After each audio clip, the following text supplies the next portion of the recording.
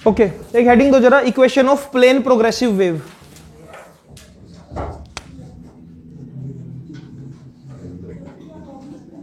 Plane progressive wave. Progressive wave का मतलब ऐसी वेव जो एक फिक्स डायरेक्शन में ट्रेवल कर रही है ना। स्टेशनरी वेव जो कहीं ट्रेवल नहीं कर रही है। तो मैं यहां पर प्रोग्रेसिव वेव की बात करूंगा। इक्वेशन ऑफ वेव बनाएंगे हम। सी, मैं बोल रहा हूं कि let us take it y axis, और एक वेव एक्स एक्सिस में ट्रेवल कर रही है, यानी कि ये डायरेक्शन होगी वेव की ट्रेवल करने की, और बोल रहा हूं कि ऐसे वेव ऐसे ट्रेवल कर रही है। थोड़ा सा और हम एक्सटेंड कर देते हैं, ठीक है। This is wave motion in this direction, ठीक है। हमने एक चीज पढ़ी थी यार, जब एक वेव फॉर्म होती है ना तो उसके अंदर बहुत सारे पार्टिकल एसएचएम करते हैं। कैसे करते हैं एसएचएम, देखते हैं, इस बात को समझते हैं। मैं बोल रहा हूं कि एक पोल ये ना फिक्स, यहां पर अगर एक स्ट्रिंग को बांध दूं और एक पर्सन को स्ट्रिंग पकड़ा दूं और फोर्स लगाए, तो ये स्ट्रिंग ऐसे ऊपर इस तरह से वेव बना रही होगी, ऐसे इस तरह से। अपने को ऐसे लगेगा कि वेव अंदर की तरफ ट्रेवल कर रही है, और इन एक्चुअल में क्या हो रहा है, ये पार्टिकल्स जो है वो अलग अलग टाइम पर अलग अलग एम्पलीट्यूड से ओसिलेट कर रहे हैं। कहने का मतलब, जैसे कि मान लो ये पार्टिकल 1 है, जब पार्टिकल अपनी मैक्सिमम एम्पलीट्यूड पर है या मैक्सिमम डिस्प्लेसमेंट पर है, तो ये वाला पार्टिकल थोड़े से कम एम्पलीट्यूड पर है, ये वाला पार्टिकल और कम एम्पलीट्यूड पर है। लेकिन जब वेव थोड़ा सा आगे जा चुकी होगी तो ये पार्टिकल बिल्कुल ऊपर जा चुका होगा, क्योंकि ये वेव ट्रेवल करके ऐसे जा चुकी होगी ना आगे, मतलब ये वेव ऐसे बन चुकी होगी,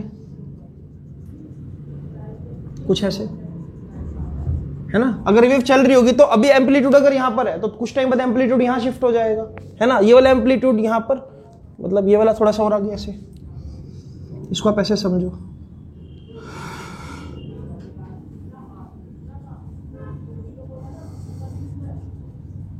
ठीक है। ये खिसक कर यहां पर आ जाएगा, ये वाला एम्पलीट्यूड खिसक कर आगे चला जाएगा। तो यानी कि एक ट्रैवलिंग वेव है, जिसको मैं बोर्ड पर नहीं दिखा सकता अभी, लेकिन हम इमेजिन कर सकते हैं कि वेव ऐसे ट्रैवल कर रही है सामने की तरफ। देख, एक चीज जो बिल्कुल ट्रू है, मैं समझा रहा हूं अभी, देखो इसको दोबारा से बनाकर समझाता हूं। थोड़ा डाइजेस्ट करने में आपको डिफिकल्टी हो सकती है इसको, लेकिन देख लो। फिलहाल मैं एक चीज लिख रहा हूं कि जो सेटिस्फाई हो रहा है यहां पर, मैं बोल रहा हूं y = a sin omega t। ये बात यहां पर सेटिस्फाई हो रही है कि नहीं, इसको देख लेते हैं, ठीक है। लिसन, मैं ये बोल रहा हूं कि ये जो है ना, ये हमारे पास प्लस है, और ये क्या है यहां पर माइनस है, ठीक है। जब टाइम 0 है, t को अगर मैं 0 मान लू यहां पर, तो y की वैल्यू क्या है 0, sin 0 0, अरे sin 0 0, a × 0 0। तो ये बात सेटिस्फाई हो रही है यहां पर। अच्छा ठीक है, यानी कि अगर मैं टाइम को ले लूं यहां पर t/4, तो y की वैल्यू क्या आ जाएगी, a sin 2π/T, और t की जगह क्या लिखना है हमने, तो ये π/2 बन जाएगा, यानी कि y की वैल्यू क्या आ जाएगी, +a आ जाएगी। यानी कि ये बात भी सेटिस्फाई हो रही है। इससे मैं ये चीज प्रिडिक्ट कर पा रहा हूं कि टाइम के विद रिस्पेक्ट टू पार्टिकल की ऑसिलेशन क्या है, टाइम के रेफरेंस में पार्टिकल की ऑसिलेशन क्या है। मतलब अगर टाइम को 0 पुट करता हूं तो y 0 है, टाइम को t/4 पुट कर दूंगा तो मैक्सिमम डिस्प्लेसमेंट है, टाइम को अगर मैं t/2 पुट कर दूंगा तो दोबारा से 0 हो जाएगी। कैसे, देख, y = a sin 2π/T, और इसको क्या पुट करना है, टाइम को t/2, तो 90 आ जाएगा। sin 180 क्या होता है 0, ठीक है। लेकिन अगर हम इस वेव मोशन को स्टडी करें, यहां पर पार्टिकल ना सिर्फ एसएचएम ऐसे कर रहे हैं, बल्कि तो सामने की तरफ भी वेव ट्रेवल कर रही है। यानी कि हमको दो चीजें यहां पर समझनी चाहिए कि जो वेव मोशन है, यहां पर वेव मोशन दो चीजों का फंक्शन है, एक तो पोजीशन का और एक टाइम का। कहने का मतलब, अगर मान लो मैं इस पॉइंट को देखूं यहां पर, ठीक है, तो कुछ टाइम बाद यही एम्पलीट्यूड यहां पर बन रहा होगा, है ना, और उससे कुछ टाइम बाद शायद यही एम्पलीट्यूड यहां पर आगे चला जाए। तो यहां पर एसएचएम कैसे हो रहा है, ऐसे तो ऑसिलेट कर रहा है, लेकिन साथ साथ आगे भी तो जा रहा है। अरे आगे जा रहा है मतलब कि फंक्शन किसका हो गया, एक्स का। ऑसिलेट कर रहा है यानी कि फंक्शन किसका हो गया, टी का। यानी कि वेव मोशन को समझने के लिए मुझे दो चीजों की जरूरत चाहिए, एक तो फिक्स टाइम जैसे कि अगर मैं टाइम को फिक्स कर दूंगा तो मुझे ये पता लग जाएगा कि वो एम्पलीट्यूड के कितना पास या दूर है, लेकिन अगर मैं पोजीशन को फिक्स कर दूंगा तो मुझे पता लग जाएगा कि ओरिजिन से मैं कहां पर देख रहा हूं। एक वेव चल रही है, टाइम को फिक्स करूंगा तो मुझे वर्टिकल डिस्प्लेसमेंट का पता लगेगा, पोजीशन फिक्स कर दूंगा तो मुझे पता लग जाएगा कि वर्टिकल डिस्प्लेसमेंट ओरिजिन से कहां पर हो रही है। क्या बात क्लियर हुई सबको? अब ना इसको ऐसा समझते हैं कि मान लो वेव वेलोसिटी सामने की तरफ कितनी है, v है। वेव वेलोसिटी सामने की तरफ कितनी है, v है। मैं दो पार्टिकल यहां पर ले रहा हूं, एक पार्टिकल ले रहा हूं ये वाला पार्टिकल 1 और दूसरा पार्टिकल ले रहा हूं ये वाला पार्टिकल 2। मैं यहां पर ये बोल रहा हूं कि यहां पर जो है ना इस एक्स एक्सिस में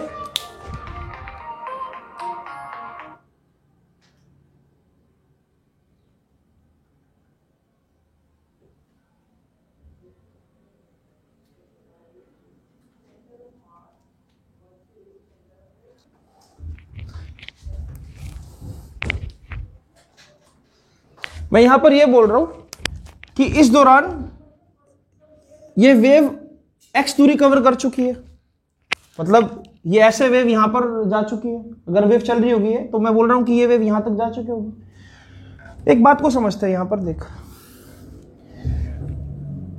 अगर मैं लॉजिकली सोचूं तो यहां से यहां तक पहुंचने में कुछ टाइम t लग रहा होगा, मान लो t1 टाइम लग रहा है, तो मैं बोल सकता हूं कि x अपॉन में t1 डिफाइन वेलोसिटी है ना, डिस्टेंस या डिस्प्लेसमेंट अपॉन में टाइम डिफाइन वेलोसिटी।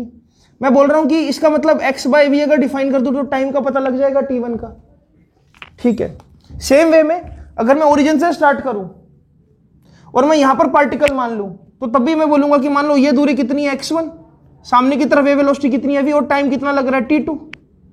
तो अगर मैं ये t2 डिफाइन करूं तो ये t2 क्या होगा, x अपॉन में v, मतलब सॉरी x1 अपॉन में v। मुझे ना कुछ ऐसा फ्रेम करना है कि मेरी इक्वेशन सेटिस्फाई हो हमेशा ये। तो मैं एक चीज यहां पर देख फ्रेम कर रहा हूं, अगर इस पॉइंट पर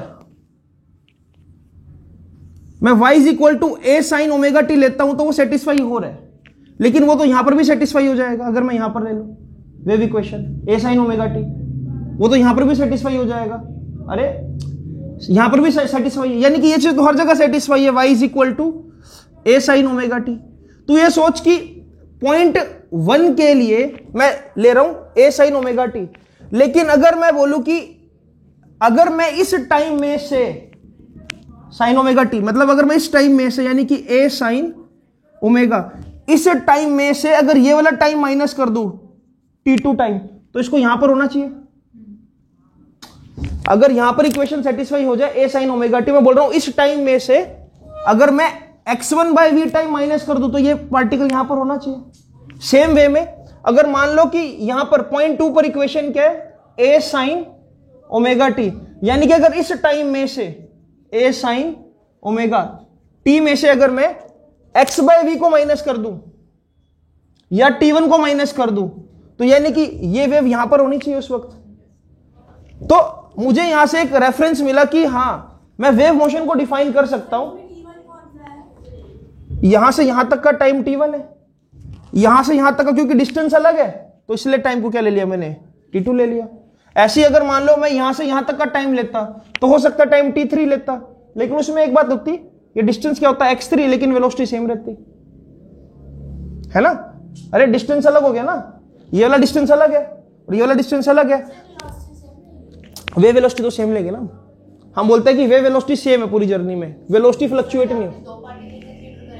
मैंने यहां पर सिचुएशन कंसीडर करी है, पहली सिचुएशन इन दोनों के बीच में, फिर इन दोनों के बीच में, फिर इन दोनों के बीच में। सर ये जो आपने सेकंड उसमें दो पार्टिकल लिए, ये वही वाले हैं जो फर्स्ट वेव में है, जब इसका इनका मोशन होगा तो मैं ये बोल रहा हूं कि अगर मैं ग्राउंड से इस वेव को देखूंगा तो मुझे वेव चलती हुई नजर आएगी ऐसे, जो एम्पलीट्यूड अभी यहां पर है वो खिसका हुआ यहां पर नजर आएगा, कुछ टाइम बाद वो थोड़ा और आगे नजर आएगा। या ये वाला पार्टिकल है, ठीक है, ये वाली बिल्कुल एग्जैक्ट यही सिचुएशन मुझे यहां पर नजर आएगी, यहां पर नजर आएगी जब वेव चल रही होगी।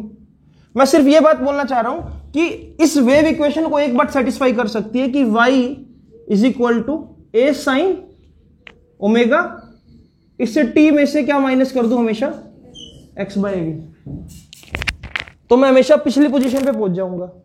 अच्छा, अगर यहां पर a साइन ओमेगा t है और मुझे आगे जाना, तो मैं क्या करूंगा, प्लस एक्स बाई वी, है ना। तो यानी कि एक्स बाई वी ऐड और सब्ट्रैक्ट करके मैं वेव में कहीं भी जा सकता हूं। और इससे एक और चीज मिलेगी, देखो यहां पर मुझे जब मैं इसको सोल्व करूंगा तो मुझे जो वेव की डिस्प्लेसमेंट है वो फंक्शन मिल जाएगी टी और एक्स दोनों का, जो कि वेव मोशन की कंडीशन भी है कि ये दोनों का फंक्शन होना चाहिए, उसके अंदर एक्स भी होना चाहिए और टी भी। देख इसको मैं थोड़ा सा और मॉडिफाई करता हूं, तो ये बन जाएगा y is equal to a sine, इस ओमेगा को अंदर मल्टीप्लाई करा दे तो omega T minus omega x upon में v, ये बन गया। चल इसको थोड़ा सा और एलोबरेट करते हैं, तो y is equal to amplitude sine omega t को मैं क्या लिख सकता हूं, चल अभी इसको ओमेगा टी लिख लेते हैं, कोई बात नहीं, माइनस इस ओमेगा को क्या लिखा जा सकता है, देखो इस ओमेगा को लिखा जा सकता है 2 पाई बाय में म्यू, 2 पाई बाय में 2 पाई इंटू में म्यू, ठीक है। और x बाय वी क्या है हमारा, स्मॉल टी, इसको स्मॉल टी लिख दो, ठीक है। अब यहां पर क्या है मेरे पास, फ्रीक्वेंसी का फॉर्मूला क्या होता है, वेलोसिटी, सॉरी फ्रीक्वेंसी का, हाँ वेलोसिटी अपॉन में लैम्डा, हम ये पढ़ते हैं ना mu is equal to C by lambda, C का मतलब वेलोसिटी अपॉन में लैम्डा, तो इसको क्या लिख रहा हूं मैं, देखो वेलोसिटी बाय में ये वीटी का मतलब क्या हो गया, एक्स, अरे वीटी का मतलब एक्स हो गया,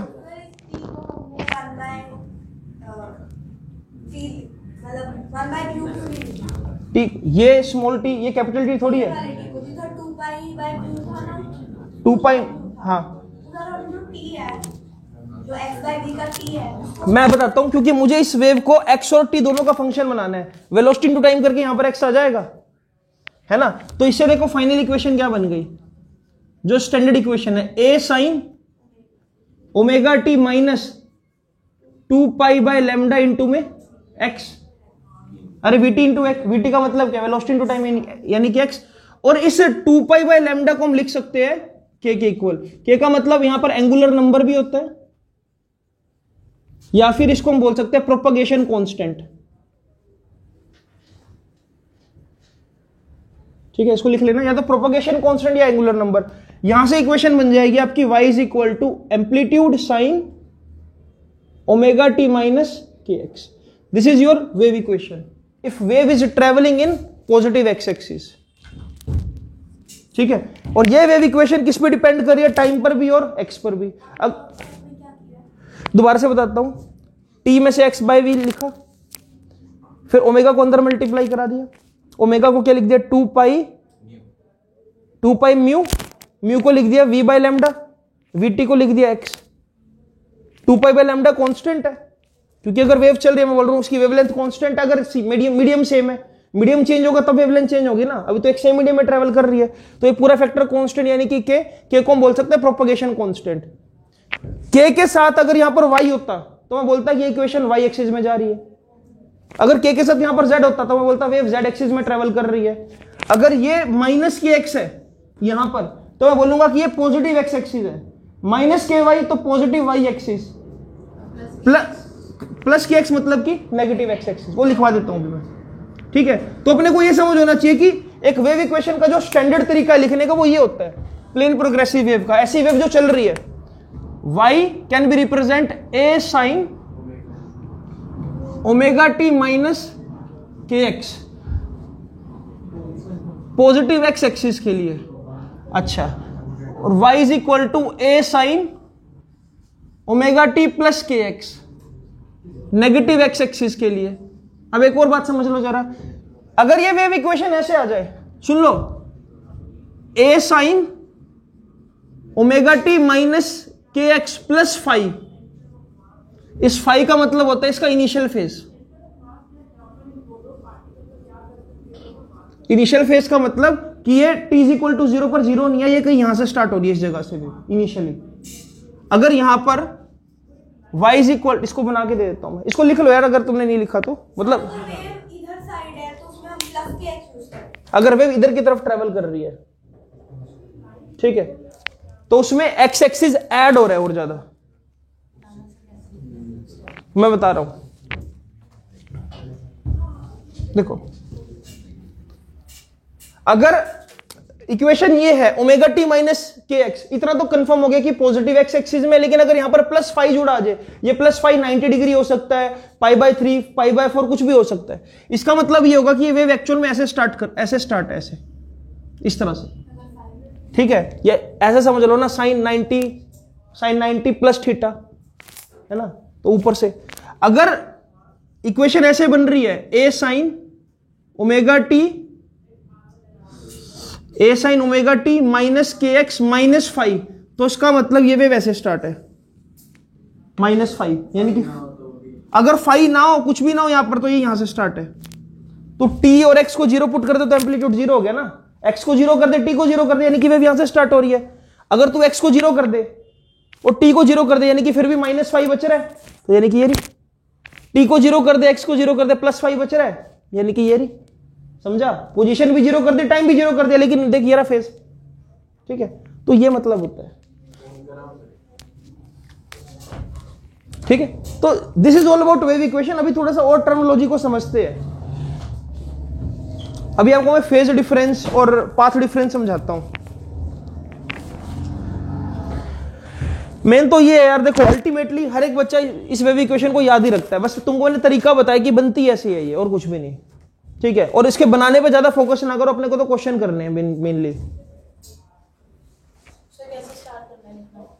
लिखना कुछ भी नहीं है, बस तुम ये बोलोगे कि y = ये वैल्यूड है, उसके बाद ओमेगा को अंदर मल्टीप्लाई कर दो और खोल दो।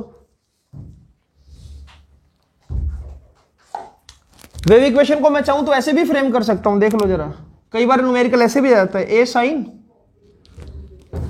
ठीक है, इसको मैं लिख रहा हूं 2π में कैपिटल टी इंटू में टी, यानी कि ओमेगा टी, माइनस 2π में लैम्डा इंटू में एक्स। कई बार वेव इक्वेशन ऐसे भी आती है, y = a साइन 2π बाहर निकाल देते हैं और अंदर बचता है t अपॉन में capital T minus x by में लैम्डा।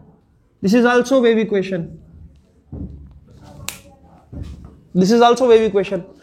तो कई बार क्वेश्चन डायरेक्ट इस पे ना देकर ऐसे हमको फ्रेम करना पड़ता है, इस एंगल से भी देखना पड़ता है इसको।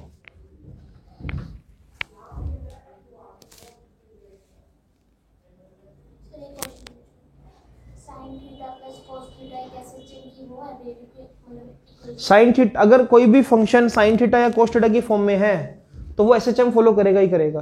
ऐसे तो ये भी होता है साइन क्यूब ओमेगा टी, उसका फिर अगर हम फॉर्मूला ओपन करते हैं ना, वो tan थीटा और कोस थीटा वाले फंक्शन बन जाते हैं फिर आगे। अगर आप थोड़ा सा मैथमेटिक्स में जाओगे ना, तो साइन क्यूब थीटा, तो इसमें फिर tan थीटा वाले फंक्शन आने स्टार्ट हो जाते हैं। देखना एक बार, अगर आपको सबसे बढ़िया तरीका है कि एसएचएम होगा कि नहीं होगा, क्या डिफरेंशियल इक्वेशन में डालकर डबल डिफरेंशिएशन कर दो उसका। अगर दोबारा से फंक्शन रिपीट ना हो तो नहीं है एसएचएम। सिखाया तो है आपको।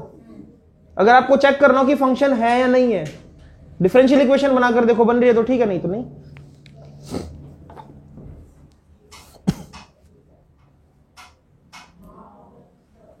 चलो थोड़ा सा आगे चलते हैं, मैं आपको एक और चीज सिखाता हूं। फेज डिफरेंस और पाथ डिफरेंस क्या होता है बेटा, ठीक है। एक वेव के अंदर पाथ डिफरेंस और फेज डिफरेंस का मतलब क्या, देखो सुनो।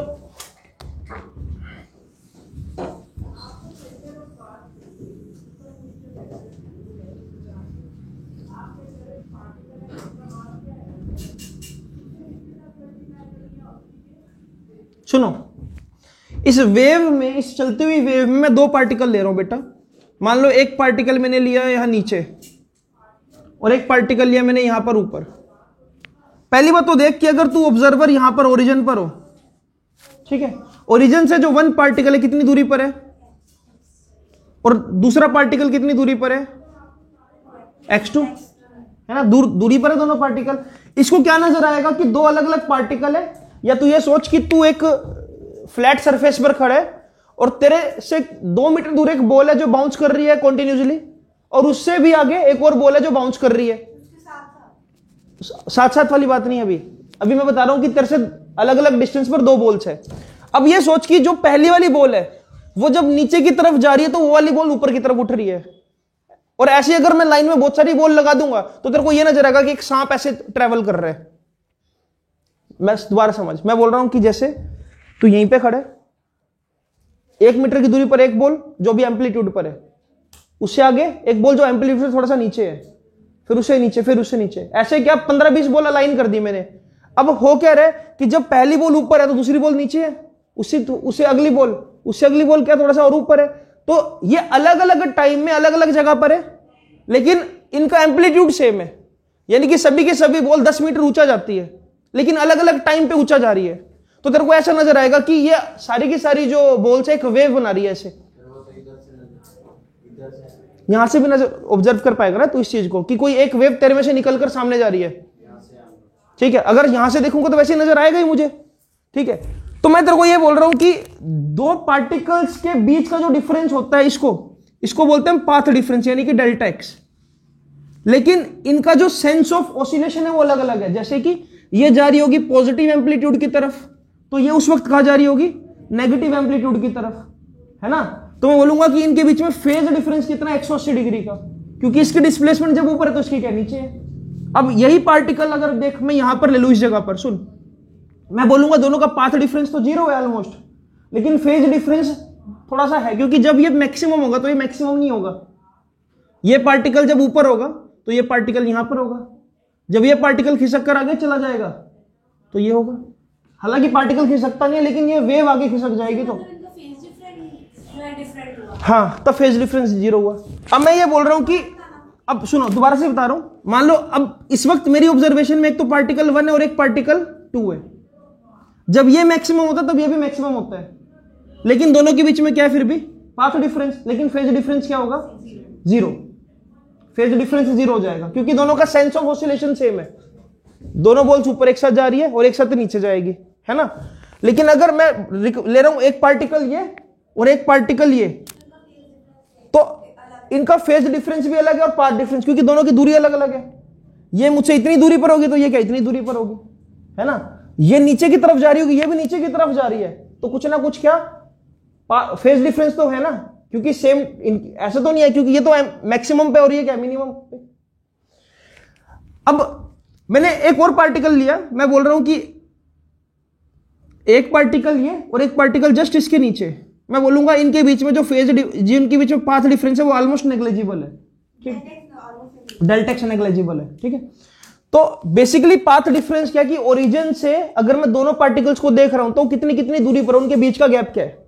फेज डिफरेंस का मतलब उनका सेंस ऑफ ऑसिलेशन कितना अलग है, पाथ डिफरेंस की ओरिजिन से उनके बीच की सेपरेशन कितनी है। यहां से इसको देखा तो x1 पर, उसको देखा तो x2 पर, तो बीच की सेपरेशन कितनी हुई, इसको बोलूंगा पाथ डिफरेंस, ठीक है। ये एक ही वेव के अंदर मैंने पाथ डिफरेंस डिफाइन किया है। अब एक ऐसी सिचुएशन सोचते हैं जहां पर दो वेव्स ट्रेवल कर रही हो। देखो मैं बोल रहा हूं कि ये सामने स्क्रीन है कोई, यहां पर एक बल्ब लगाया जो कि ब्लू कलर लाइट का है, ठीक है, और यहां पर एक बल्ब लगाया जो कि क्या एक रेड कलर लाइट का है। मैं यहां पर एक स्पॉट ऑब्जर्व कर रहा हूं पॉइंट पी पर, या समझ लो कि दो लेजर लाइट है अलग अलग, और मैं यहां पर इनको फिक्स करके यहां पर बीम को कंसेंट्रेट करा रहा हूं, तो मुझे नजर आएगा कि यहां से जो वेव चलेगी वो कुछ ऐसे चलेगी, और यहां से जो वेव चलेगी वो कुछ ऐसे चलेगी, है ना।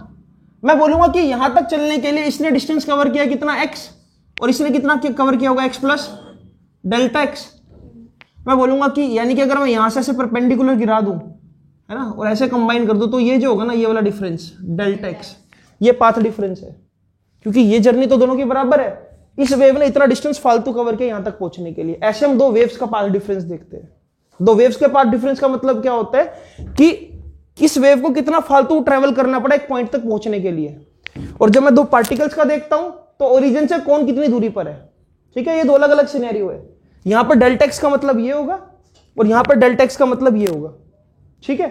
अच्छा, अब एक और सिनेरियो इमेजिन करो। एक वेव जो है वो ऐसे है, सुन लो जरा, और दूसरी वेव क्या है वो ऐसे है। दिस इज वेव 1 और दिस इज वेव 2। दोनों के बीच में, चलो, दोनों के बीच में फेज डिफरेंस कितना होगा। मैं बोलूंगा दोनों के बीच में फेज डिफरेंस होगा प्लस π/2 का। क्यों? क्योंकि ये वेव कहां से स्टार्ट है, t = 0, 0 से। यार ये साइन फंक्शन है, कोसाइन फंक्शन है। टाइम 0 पर ये क्या 0 है, और ये क्या है π/2 है। यानी कि यही तो बना, देखो, sin 90 + ωt, यही तो बना। जब मैं ओमेगा टी को 0 पुट कर दूंगा तो 90 डिग्री यानी कि 1 वैल्यू, ठीक है। तो बोलूंगा ये पाथ डिफरेंस क्या, 90 डिग्री।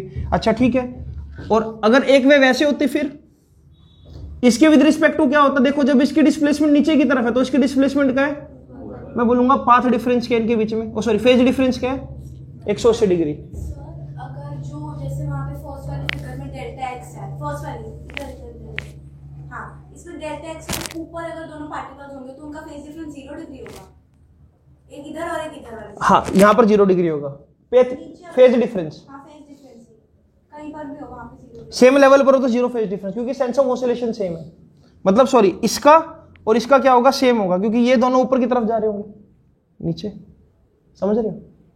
इसका और इसका अलग होगा, क्योंकि जब ये ऊपर जा रहा होगा तो ये नीचे, समझ रहे हो। ये चीजें सीखेंगे धीरे धीरे, मतलब मैं आपको टर्म्स डिफाइन कर रहा हूं कि पाथ डिफरेंस जब मैं बोलूंगा तो उसका क्या मतलब होगा, फेज डिफरेंस का मतलब क्या होगा।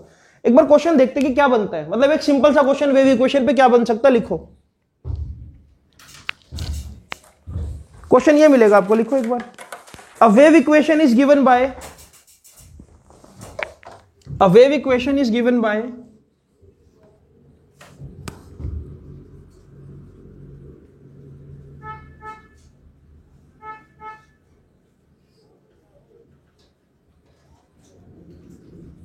y equals to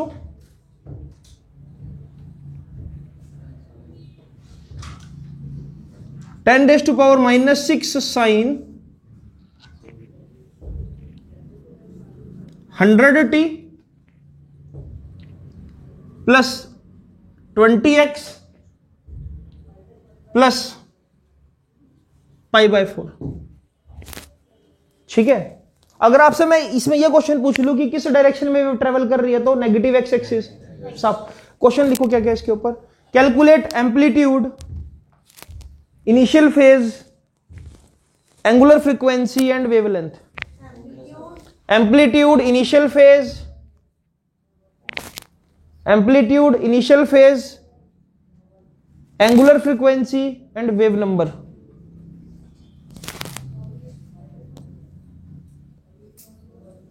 एम्पलीट्यूड साफ पता लग रहा है यार, तूने यही तो करना है, सुन ये कंपेयर कर दे सीधा सीधा, ए sign omega T plus k x plus 5, initial phase कितना π/4, वेव नंबर कितना 20, वेव नंबर 20, वेवलेंथ कितनी 20 इक्वल्स टू 2π/λ, तो lambda is equal to 2π/20, wavelength यहां से जाती है। ओमेगा कितना, एंगुलर फ्रीक्वेंसी कितनी 100, देखते क्वेश्चन हो जाएगा ये वाला। तो फ्रीक्वेंसी पूछ लेता तो ओमेगा से फ्रीक्वेंसी भी निकल जाती। क्लियर है, चल अब इसका दूसरा रूप लिखे, एक और क्वेश्चन बनाते हैं इस पर। वेवलेंथ बोल दूंगा तो 2π/λ की वैल्यू 20, वेव नंबर बोल दूंगा तो सीधा 20। ठीक है, अरे वेव नंबर क्या होता है के, इसको प्रोपगेशन कांस्टेंट और वेव नंबर दोनों से डिनोट करते हैं। एंगुलर नंबर नहीं होता है, वेव नंबर तो बार बार होता है 1/λ। हाँ sorry angular number, angular wave number, angular wave number होगा, क्योंकि वेव नंबर होता है उसमें रेबर्ग फॉर्मूला में आता है वो। ठीक है, angular wave number, angular wave number और ठीक है propagation constant. Now one more question is there, listen, if wave equation is given by, if wave equation is given by 10 sin, wave equation is given by 10 sin bracket, sorry bracket नहीं है, 10 sin 2π, अब bracket t minus 0.005x bracket close, 10 sin 2π bracket start t minus 0.005x bracket close. सभी चीजें बताओ, amplitude, frequency, wavelength, velocity, velocity भी बतानी है इसमें।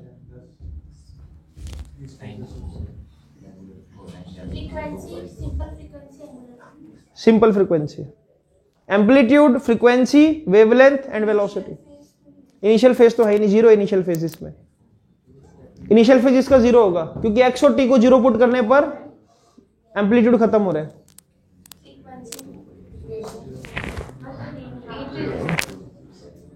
हाँ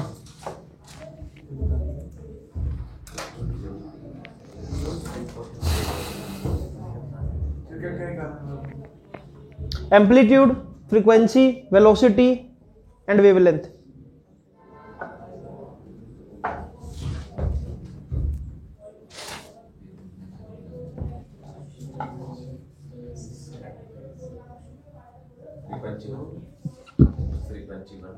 पता नहीं, देखते हैं।